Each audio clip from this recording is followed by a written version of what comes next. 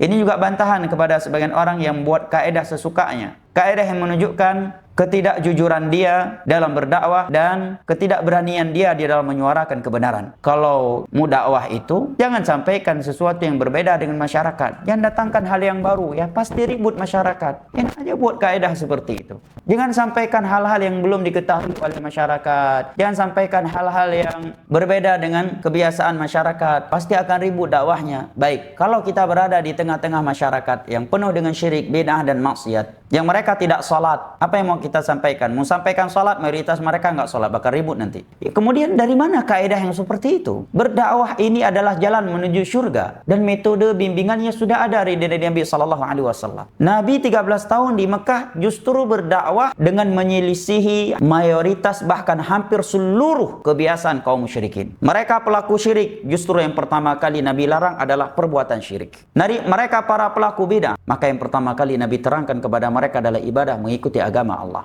Beliau belum membahas salat di sana. Riba pun belum beliau sampaikan. Khamar sehari-hari diminum di hadapan beliau. Bahkan para sahabatnya masih ada yang meminumnya. Nabi belum menyampaikan keharaman itu. Bahkan sekian tahun di Madinah, khamar itu belum diharamkan secara totaliti. Siapakah yang paling amanah dalam berdakwah? Siapakah yang paling jujur dalam berdakwah? Siapakah yang paling hikmah dalam berdakwah? Siapakah yang paling cinta kepada kaum muslimin dalam berdakwah dan kepada manusia secara umum? Nabi SAW ataukah da'i di akhir zaman saat ini? Demi Allah, tiada yang lebih hikmah, tiada yang lebih jujur, tiada yang lebih sempurna, tiada yang lebih cinta kepada umat manusia ini daripada Nabi Muhammad SAW. Akan tetapi, seperti yang dikatakan oleh Al-Imam Ibn Al-Qayyim dan juga selain beliau, ridhan nasi ghayatun la tudrak. Kecintaan manusia adalah puncak yang tidak akan dapat engkau capai. Sementara ridha Allah sesuatu yang pasti dan dapat diraih.